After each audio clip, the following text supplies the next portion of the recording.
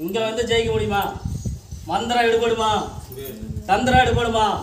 செய்வன எடுபடுமா? எடுபடாது. அதுதான் கருப்பசாமி. எப்படி? அதுதான் மயா கருப்பசாமி.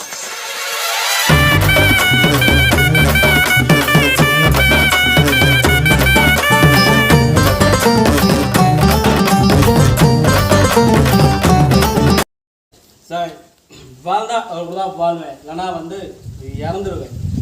எப்படி? இல்லைனா இறந்துருவேன். என் வீட்டில் எல்லாரும் சம்மதம், என் தகப்பன் மட்டும் சம்மதம் இல்லை இல்லையா? என் தகப்பன் மட்டும் சம்மதம் இல்லை அப்படின்னா நீ படிச்சிருக்கிறியா? அவன் படிக்கலையா? அதான் தகப்பனுக்கு குறையாம். அப்படியா? அடுத்தானே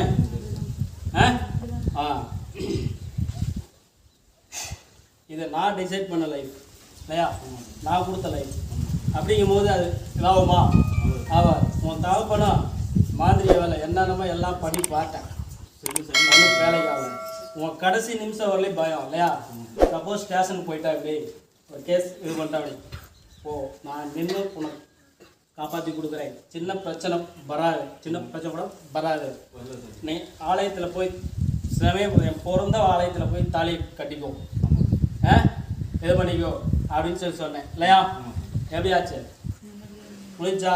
சரி, அதே இது பண்ணிட்டு நான் என்ன பண்ணுறேன்னு பாரு, எங்கே போனாலும் வாழை விட மாட்டேன், பார்த்து போடுறேன், பிடிச்சி போடுறேன், உன் வாயில் மருந்து ஊற்றி உன்னை சாவடிக்கிறேன் அப்படின்னு பேசினா யாரு?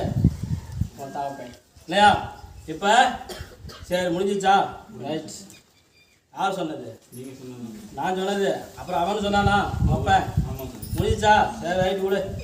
அங்கே போய் ஜெயிக்க முடியுமா? எங்க இங்கே வந்து ஜெயிக்க முடியுமா?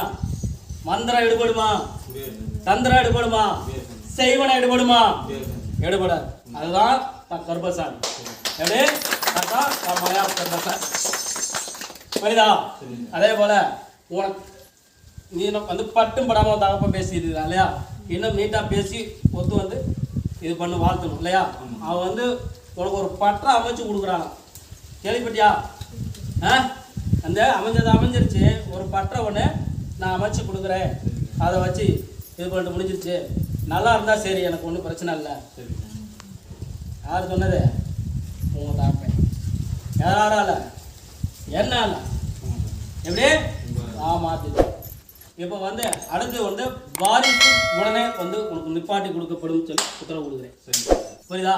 அதே போல் இன்னும் தொழிலும் நல்ல வருமானத்தோடு அமைச்சு கொடுத்து நீ சொந்தமாக பண்ணுறதுலையும் வருமானம், வேலைக்கு போகிறதுலையும் வருமானம், அதுக்கு தகுந்த டைம் ஒதுக்கி நம்ம வாழ வச்சா போதும்ல?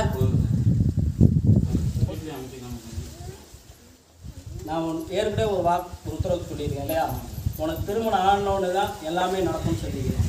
நீ வந்து 2 கடையில் எந்த கடையில் எது அமைச்சாலும் அமைச்சிக்கணும். புரியுதா? இந்த கனியை வச்சு பாயிண்ட் பண்ணி